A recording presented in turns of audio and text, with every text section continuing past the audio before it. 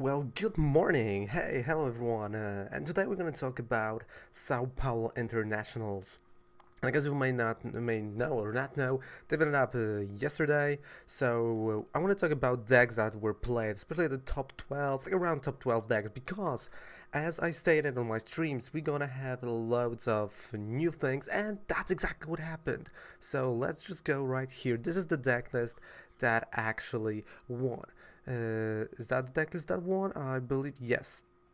This is a Zoroark created by Daniel, and as you can see, like this is normal, almost normal deck list, right? The normal Zorua, Zoroark GX, but we got two Orangurus. That is interesting. He's playing this old Ultra Prism Oranguru. We put three cards from your discard to the bottom of your deck in any order, and your opponent active Pokemon is now confused. A lot of this card was being played. This card was being played heavily. So if you have it, this is gonna be good to probably sell it. Ditto, of course, Ditto was a normal thing. I'm gonna say Slugma Macargo, another card that we've seen from Celestial Storms being played heavily in the competitive scene. But there are three cards that I am astonished to see, just because we've seen them a lot online, which is Alanmuk. That's why there's Ditto Prism for this Alanmuk. Each basic Pokemon in play, in each player's hand, in each player's discard pile, has no abilities. This is basically what I was saying that is gonna happen, and I was right. I was saying that someone is gonna play Glaceon to just destroy Zoroarks, to destroy abilities of Pokemons in general, and that's exactly what happened. Alanmuk is doing this. The only problem is that he's doing that in each player's hand and to the basics, so it's not like Glaceon that only GX and EXs, but only basics. So when you got baby Ninetales or baby or Hoopa, basically you can go through it. I would play Eevee and Glaceon, but again, Alanmuk is a Pokemon that if it's gonna get knocked out, only one prize card is gonna go, and he doesn't have to be active like Glaceon. So another card that I was surprised to see is Articuno. Who would have thought that deck with Articuno GX will win the Sao Paulo Internationals? I was super excited while I was watching it, and really, really surprised. And don't get me wrong, this is like I was laughing at this card. I think majority of us looked at the card like, yeah, it's never gonna see some play, and now it's seeing this play, which says a lot about the current meta that any GX now can be played. Maybe not now, maybe in a week, maybe in 2 weeks. And of course, Sableye, but not with the ability, but with limitations. So your opponent can't play any support cards from their hand during their next turn, which really shuts down loads of decks. Okay, trainers, like recall energy is 5, double colorless energy, and 2 rainbow energy, just to speed the Zoroark Zorua. That's okay. We've got 4 Professor's Elm, Plumeria, again Plumeria and Team Skullgrunt. Those are the cards that I was like really joking around online, and I said to someone that they are gonna see a lot of play in more decks than only Sylveon, and here they are. Only one Guzma. Where are the times where everyone played 4 Guzmas? They're gone. One Guzma only. Interesting. Gladion. Of course, Gladion is just super good, but Timer Ball came back. I am surprised by Timer Ball, and I have to give it to Jackalganger. He predicted it. He started saying like, dude, like this is gonna be played. I'm like, nah, it's Timer Ball. It's never gonna be played, and then it is. Super excited about that. 4 Crashing Hammers, Enhanced Hammer, Counter Catcher, Rescue Stretchers, Thunder Labs, Max Potion. So this, if you look at the trainers, this is half of the trainers of Sylveon GX deck. So half of the half of the trainers are just to slow down your opponent, and that is super interesting. So yeah, Zoroark deck, definitely we're gonna try it online. It's not the cheapest one, that's true, but the fact that it's only one Guzma, one sort of like Lady on Ultra Balls, Timer Balls, like, you don't see Nest Balls or Net, you see nothing. Nothing that it normally was played, but still no Sky Pillars. So that I think that was my bad prediction. Even though I'm playing because in my local game store is card meta with timer balls, here we haven't seen any of them. Okay, let's go to the deck number 2 by Nicholas Glass. Deck number 2, everyone knows that deck. It's just a Granbull no hand deck. That's basically what it is. Your main strategy is to not have cards in your hand, and you've got a one-shot 160 KO. That's what you want to do, right? So as you can see, you've got Zepstrika. I hope I haven't butchered it. So once on your turn, you may discard your hand and draw 4 cards. So that's for discard. We've got Blitzly, especially for Zepstrika, Ditta, Oranguru, with Instruct, so you draw cards and you get rid of them. Macargo and Granbull, that's it. How about the trainers? Apicorn Maker, Diantha, right? So you can, get back those precious cards. Fury Flint, Pokemon Catcher. So again, loads of disruptions. Shrine of Punishment, of course, like it has to be a deck with non-GX Pokemons. There has to be something like that. 4 Nest Balls, Great Balls, Ultra Balls. That's what I was like. Maybe we're gonna see, Great Balls again, and there they are. 2 Mysterious Treasures for the discard. Fury Flint. So there's a lot of ways of discarding the Fury Energy. So this is the deck that everyone talked about prior to the event. Like we've seen on Poke Beach, everyone was like, yeah, okay, this is gonna be the deck that's gonna be played. And the first game, actually, of the stream on Friday was with this deck against Zoroark. So the first game of the event was actually, the first 2 decks that are gonna be in the finals. Okay, now we're gonna go to those decks that, because there were already Quasas in top 12, but now I want to go to decks that added something to established decks. First, maybe it's not that established of a deck, but online I established it for myself a lot. It's Gardevoir, and Gardevoir came back hard, really hard, and it's interesting to see. I would love to see my deck list because I think my deck list is a lot better. I know that's kind of selfish, but I still think that my deck list is more consistent. Like 22 Pokemon, I don't know, but we've got 3 Ralts, 1 Kirlia, 3 Gardevoirs. Okay, like Gardevoir is one of those cards that it's really good, especially when in this deck we're playing 4 rare candies. You can skip the middle evolution pretty fast. Then again we got Swampert, right? So Mudkip, Marshtomp, Swampert.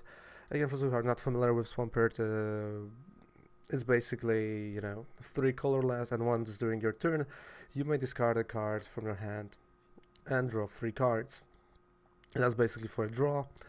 Then Alon Ninetales GX. I've seen this in action, by the way. I've seen this deck in action, and I still have a lot of mixed feelings. I would say this. Alon Ninetales GX is okay. Here we've got a Beacon. Always said that the Beacon Vulpix is great. But I'm still not sure about the Alon Ninetales, even though it goes to many decks and it helps you, with playing the stage 2 Pokemon deck. It's a lot faster.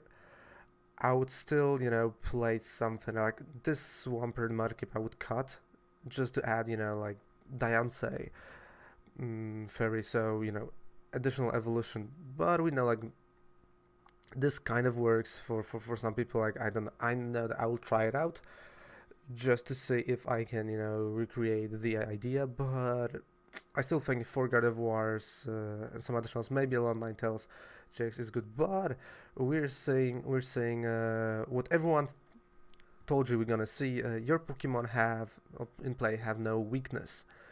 That is huge. This Solgaleo is huge, and there's no doubt about it. You have to have at least 1 currently. This is huge Solgaleo. It beats so many, and of course, even when you're playing Fairy type deck, Metal type is one deck that you're really scared, so you don't really want to screw it up. And Solgaleo, because of his double colorless, it may go to almost any deck, and it's seen play in almost any deck due to this ability. It's a huge ability. 3 Tapu Lele GXs, Energy Drive, Wonder Tag. Of course, when you have Gardevoirs, you can load up all those Pokemon pretty fast. You can charge them. Many energy will go. And because it's not because Gardevoir is not a basic, Alolan Milk is not disrupting him. But I think Glaceon, there would be Glaceon, the disruptance is real. And Ditto Prism, of course, for some stage 2 Pokemons. Again, we got Brooklet Hill. So strictly, and Brooklet Hill is strictly for Vulpix and Mudkip. 2 choice bands, 1 max potion, 1 timer ball, ultra ball. Okay, that's interesting that we got timer ball. Again, that's something that was asked me why I'm not playing timer balls in my God of War deck, and I just preferred great balls. Rare candies, 3 Guzmas, 4 Cynthias, Professor Elm's Lecture. 13 energy with Super Boost, Energy Prism, of course, great card. Not even gonna, complain about it. It gives you a lot of energy, and you want to have lots of energy for your Infinite Force. And then again, there's no card in this deck, and you have to have this in mind that GX attack is gonna matter. Alolan Ninetales, when you're against some Ultra Beasts, that's it. Nothing more. But let's go to more funnier decks. So we've got a Buzzrock with Alolan Ninetales. And Giraffang. Oh, I haven't seen that. Okay, so we got Girafarig in this deck. That's interesting. Put 2 cards from your opponent's discard pile in the Lost Zone. And that's probably basically why you're using. I haven't seen this deck in play. I'm gonna assume that's what you're using from this. And you're using only Get Lost, more Shadow. So it's like typical Buzzrock. Or not. Wait. Okay, I see the ratio being kind of changed. So normally ratio was 2-3 Baby Buzz and 2, maybe 3 GXs. Here we've got 4. So we've got a full playset of GXs. 2 Rockruffs, 2 Lycanroc GXs. Again, ratio normally would be 3-3. But you're making a room for Alolan Vulpix and Alolan Ninetales. Alolan Vulpix was played at I think 3 months ago in those decks, so it was naturally. It came up naturally that Alolan Ninetales GX appeared in this deck because Alolan Vulpix with his beacon was being played. The beacon is just that good. How about trainers? 3 Guzmas, okay, 4 Cynthias. So you see, like, we're not seeing 4 Guzmas anymore. 2 Lilies. Oh, that's actually something that was really nice to see, that there's no Lilies in previous decks that we've showcased. We've got Licia, of course, Licia to get yourself the Beast Energy Prism and to get Diancie. That's what you want to get. Beast Rings, Switch, Multi-Switch, Field Blower, Rescue Choice, and Brooklet Hill. Again, deck that looks completely normal. That's Buzzrock. Only addition is, I would say, Ninetales GX and Girafarig. But those versions of this deck were being played, were being seen in online a lot throughout the last week. So let's go to, let's call it Pupcake. And we knew that Pupcake is gonna see a lot of play. Why Pupcake? Because it's Blasphalon GX deck. We knew, and I knew coming to watch those internationals in Sao Paulo, that Blasphalon is gonna be the card that will see a lot of play. It's just that good. We know what happened in Japan. We know how good it was in Japan. So we're gonna, as we see, 4 Blasphalons, Baby Nagandals. That's important. Baby Nagandal is just amazing. And since the first time we all saw it, we knew that this is gonna be a great card. Tapu Lele, more Shadow, nothing else to add. How about trainers? 3 Cynthias, 4 Cynthias, 3 Sophocles, 3 Guzmas, 2 Lilies, 4 Ultra Balls, Mysterious Treasures. and Hit Factory Prism. And 17 energy, Beast Energy Prism Star, of course, because Blasphalon is an Ultra Beast, as you can tell. And we've got Fire for Blasphalon. Let's see only one more deck, maybe. You know what? Let's see one more deck, which is gonna be Vinicius Lopez, a Rayquaza. And yeah, Delmise. I don't see Grubin, Vikavolt. So just like I thought we were gonna see Zoroark. Like I really thought we were gonna see a lot of Zoroark. But yeah, there she is. Okay, so at least one. So I thought there's gonna be loads of decks that are utilizing Zoroark as maybe not a main Pokemon, but as the second supporter. So I thought, this ratio would be different, like 1 Tapu Lele to Zoroark GXs. And I'm, stunned that we're not seeing this. Like, I'm really stunned. But again, Mysterious Treasures, Lysander Labs, so nothing changed. And I think if you would go with the spread deck, like a nice spread deck, like the one that won in Lille in France, you would have been top 12 definitely, and those internationals, because there's not a lot of anti spread decks thing. Not even that, but